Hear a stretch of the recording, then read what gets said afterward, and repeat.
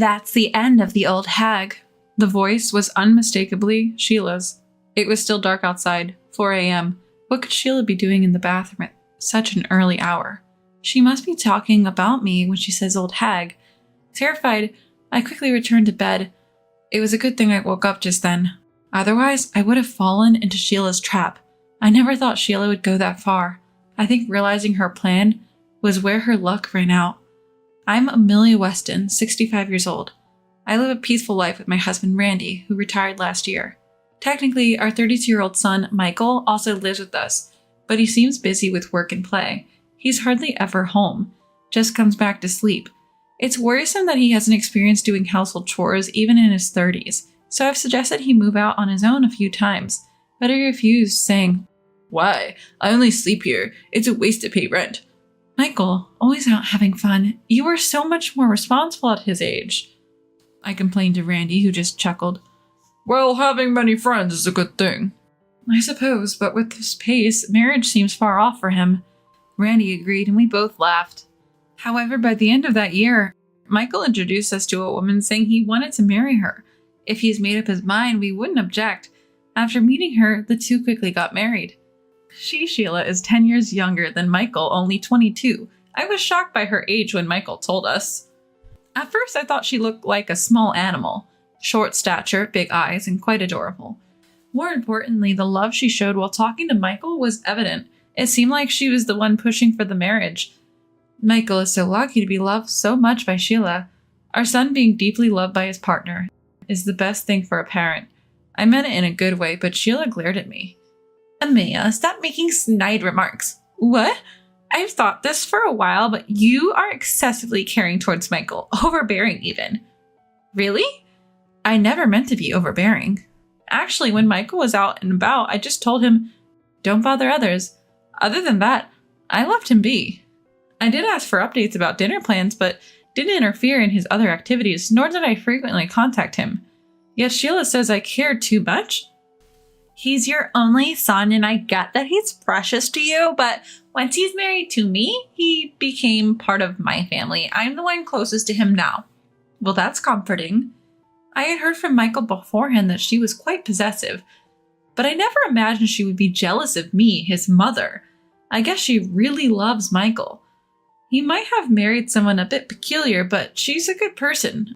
I reassured myself, thinking, they're newlyweds, they'll settle down in time. Randy and I even laughed it off, thinking it was sweet. However, even after a year, then 2, Sheila never let her guard down. At dinner, she always sat next to Michael. And she never left his side, not even for a second when they were out. It must be hard for Michael. I wonder what will happen when they have kids. Randy and I were genuinely concerned. 3 years after Michael and Sheila got married, Randy passed away. He went so suddenly, even in his 60s. It was incredibly lonely, but friends and neighbors often checked in on me. Thanks to them, I recovered faster than I expected. Concerned about me living alone in the big house, Michael started visiting more often, but it was only about 3 times a year. I don't think that's too often, but someone wasn't amused by this. Sheila. I get that you're lonely since Randy's gone, but don't drag us into it. I never once asked him to come. It's great when he visits, but I've never forced him. I told Sheila just that. What? Stop playing the victim, acting all lonely on purpose. Aren't you ashamed to be so dependent on your son at your age? Dependent? And don't you even think about moving in with us. You'll disrupt our newlywed life. I couldn't keep quiet after hearing this. When Sheila went to take a shower, I called Michael aside. Could you please talk to Sheila? It hurts to always be painted as the bad guy. The bad guy? You don't know? When I relayed everything Sheila told me, Michael was genuinely shocked. Did Sheila really do that? Yes, she did. I get tired too, and I don't want things to get awkward between you two. You both should head back to your home soon. Michael paused for a moment, then replied, All right, we'll leave in another 2 or 3 days. Considering Sheila's attitude towards me, I wish they would leave today, but I accepted and replied, Okay, I understand. That evening at dinner, Michael made a shocking suggestion. Mom, why don't you move closer to us? What? We had just talked about this. What was Michael thinking? Seeing me flustered, Michael began to explain. You're still active and strong now, but you're not getting any younger, Mom. I worry about you living alone. Michael. I felt Sheila's glaring eyes on me, but I chose to ignore them. Thank you. I appreciate the sentiment, but I can't leave this house. It holds memories of my time with Randy. Besides, I have plenty of people who can help if I need it. Michael seemed a bit unsatisfied with my response. I get where you're coming from, Mom. I'll think about it some more. You should too. Yes, thank you. Touched by Michael's unexpected concern, I drifted off to sleep that night. The next morning, I woke up and saw that it was only 4 a.m. It was still pitch dark outside. I got out of bed to use the restroom. Huh? While walking down the hallway, I heard a noise. What could it be at this hour? Curious and a bit cautious, I followed the sound. It was coming from the bathroom. Peeking gently into the bathroom, I saw a silhouette and the light of a mobile phone in the darkness. Then I heard a faint voice saying, "This is the end of the old hag." That mocking laughter was unmistakably Sheila's. What could she be doing in the bathroom at this hour? She must have been referring to me as the old hag. Scared, I quickly returned to my room and got into bed.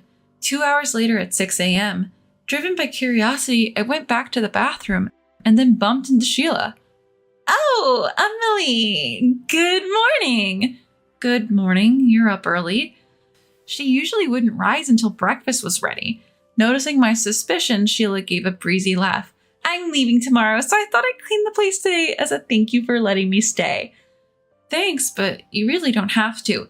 No, it's the least I can do. Oh, please don't go into the bathroom now. I'm cleaning it. Feeling the pressure from Sheila's assertiveness, I just nodded. For the entire day, I was kept away from the bathroom on Sheila's orders. After dinner, while tidying up, Sheila quietly approached. Emily, I'll take it from here. You can go take a shower. But why? She had never offered to help before, and now this? It puzzled me more than pleased. Just relax. How about soaking in the bathtub? I've prepared it for you, Sheila said with a broad grin. Michael even chimed in. Wow, Sheila's being so kind, and laughed. However, seeing that I hesitated, Sheila grabbed my hand and led me to the bathroom. Look, I prepared aromatic candles for you. Oh, how beautiful. Several aromatic candles adorned the dimmed bathroom. Their faint glow looked magical. Just hop in like this without turning on the lights. But the ambience reduces the relaxation from the aroma, she said and left wishing, enjoy your bath. Am I overthinking? Is this just Sheila being nice? Lost in thought, my eye suddenly caught sight of the bathtub, and I couldn't believe what I was seeing. What is this? I instinctively turned on the bathroom light, and there it was, clear as day. The bathtub was filled with a black liquid. Bath salt? But I've never seen this color before. There's no way I'm getting into that bath, that color. Sheila's actions are concerning. Feeling uneasy, I quietly stepped out of the bathroom. Looking around, only Michael was in the living room. I discreetly approached Michael. Michael, where's Sheila? She went out. Seemed in a good mood. This is my chance. Can you come with me for a sec? I took Michael back to the bathroom. Look at this. Whoa, that's a wild color, right? I don't really want to get in it, but she went through all this effort. It'd be bad just to take a shower, wouldn't it? Michael nodded. Yeah. Then I'll go first. Wait, what? It's probably just bath salt, but with this color, it's hard to get in. If I prove it doesn't stain the skin, you'll feel relieved, right, Mom? I gratefully accepted Michael's offer. When I went back to the kitchen alone, the dishes were still piled in the sink. I wonder where Sheila went. As I was rolling up my sleeves to wash the dishes, I heard a noise from the entrance. Sheila, who had just returned home, saw me and exclaimed, Emily, why aren't you in the bath? Well, Michael said he wanted to go first. As we spoke, a shout came from the bathroom. Sheila rushed into the bathroom with a panicked expression. I followed right behind her. Michael, are you okay? As Sheila flung open the bathroom door, Michael was there, rinsing him off with the shower. Sheila, what is this? It smells so bad. Oh, come on, just close the door. We'll talk when I'm out. After being scolded by Michael, Sheila closed the door with a downtrodden look. So, what was that all about? After finishing his shower, Michael confronted Sheila. Well, it's not exactly... It's not a bath salt, is it? That thing smelled terrible. I feel like the smell is still there. I'm sorry. So, what's with the black stuff? Sheila, with a pale face, didn't answer and looked down. Sheila! Upon hearing her name, Sheila shuddered. She hesitantly replied, It's squid ink. What? That black stuff, it's squid ink. Both Michael and I exchanged surprised looks. Sheila, why would you use squid ink? I thought it might be healthy, Sheila said, avoiding our eyes. Michael glared at Sheila. Then you try getting in now. I'd rather not. Sheila's words from this morning echo in my head. A suspicion suddenly arises within me. Could it be because I mentioned I'm allergic to squid? Sheila froze at my words. It seems I was right on the mark. Come to think of it, I told Sheila about my squid allergy in our casual chat the day before yesterday. Knowing my allergy, Sheila prepared a bathtub filled with squid ink. My head ached at the thought of such a bizarre idea. What's the deal with that? Is this some sort of cruel joke? It's not what you think. I just wanted to help Amelia relax. Sheila buried her face in her hands and began to cry. Is she thinking that crying will solve this? But I won't let it slide. So this was the old hag thing you were talking about? What are you talking about? Wait, Amelia. Sheila tried to stop me, her tears pausing, but I continued on. I heard what you said in the bathroom around 4 this morning. You were awake, Amelia? Sheila's eyes widened, her hand flying to her mouth. This is clear act of malice after all. But Michael always favors you. He's always worried about you. I was just so jealous. Sheila tried to deflect with a barrage of excuses. Basically, she was just jealous as always. Michael sighed heavily, rubbing his forehead. I was skeptical when I heard from Mom, but it seems her story was true. What? Sheila stared at us, her face pale. What did you tell Michael, Amelia? I was dumbfounded by her audacity. Blaming me after what she's done? How foolish can she be? I'm sure Michael felt the same, looking at Sheila with disbelief. That's enough. You've never been one to reflect on your actions. I'm done. Michael! I smile spread across Sheila's face, perhaps thinking she was forgiven. But in the next moment, Michael's words shattered that. Let's get a divorce. What? Sheila stood still, a frozen smile on her face. Wait, Michael, why? How did it come to this? This doesn't make any sense. It makes perfect sense. You tried to hurt Mom. Do you even understand what you've done? Sheila paused for a moment, but soon spoke up. But in the end, Amelia didn't go in. It was just an attempt, so I'm innocent. Michael shook his head at Sheila's protest. Do you really think it's that simple? It was only an attempt because Mom noticed, and I hate people who scheme behind the scenes. That's cruel. Sheila rushed over to Michael and clutched at his shirt, but he quickly pushed her away. So you're choosing Amelia over me? I wish she'd stop playing the victim. Seeing Michael not responding, clearly annoyed, I spoke up. I can't stand to watch this, Sheila. Sheila glared sharply at me. Did Michael ever compare us? Did he even ever belittle me in comparison to you in cooking or household chores? Well, no. At least from Michael, I've only ever heard good things about you. He must have truly cared for you. Sheila glanced at Michael, who nodded without looking up. Yes, I never once saw you as a replacement for Mom, and I never compared. I genuinely liked you, Sheila. But it's over now. Trying to hurt Mom with lies, it's just malicious. It could have been disastrous, Michael said with finality. Sheila's face turned bright red as she trembled with anger. How could you both accuse me like this? It's unfair. It seemed like talking to her was pointless.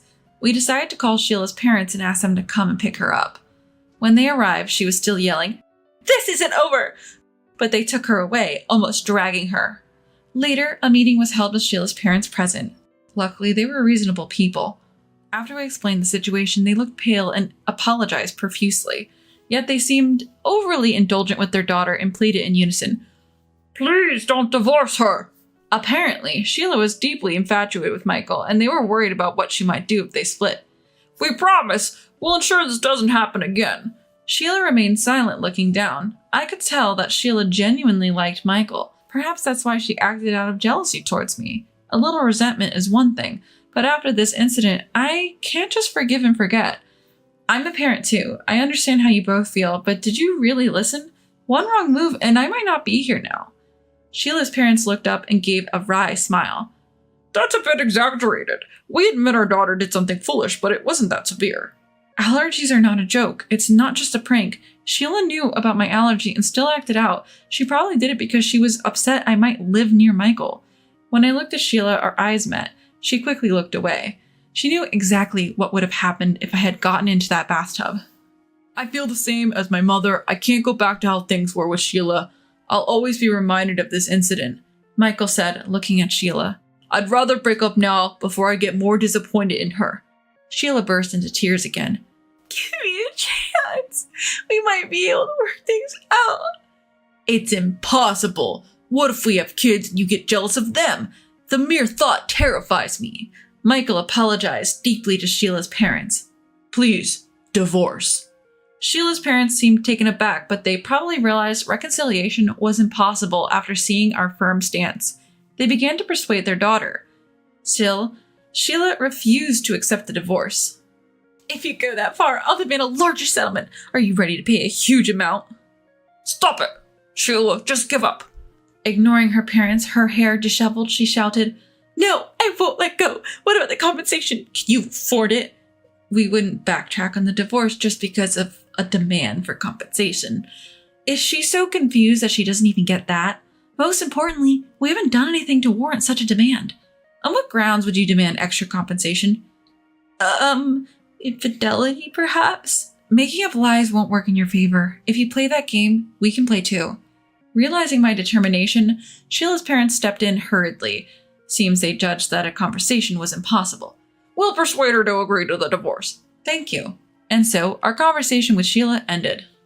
The last time we saw Sheila, she looked pitiable, with her hair and face disheveled. I couldn't sense any of the charm she once had. Thanks to the efforts of Sheila's parents, the divorce went through. Relieved, Michael and I sighed. She might not have been a bad person, but she wasn't a good one either. Michael, you've always had bad luck with women. We laughed it off. By the way, Sheila moved back to her parents' home and now lives under their watchful eye.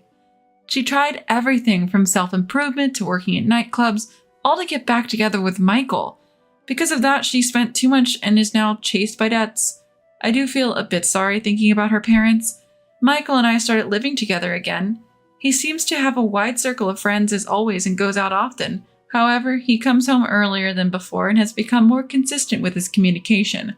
I need to start taking life a bit more seriously. That's what he said.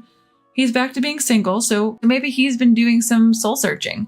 He's even started to chip in with household chores. As for me, with the help of those around me, I'm living a peaceful life just like before. Michael's divorce was unexpected, but thanks to him helping around the house, I've had more time for myself. Even at this age, I'm thinking about picking up a new hobby, and I've been talking about it with my friends.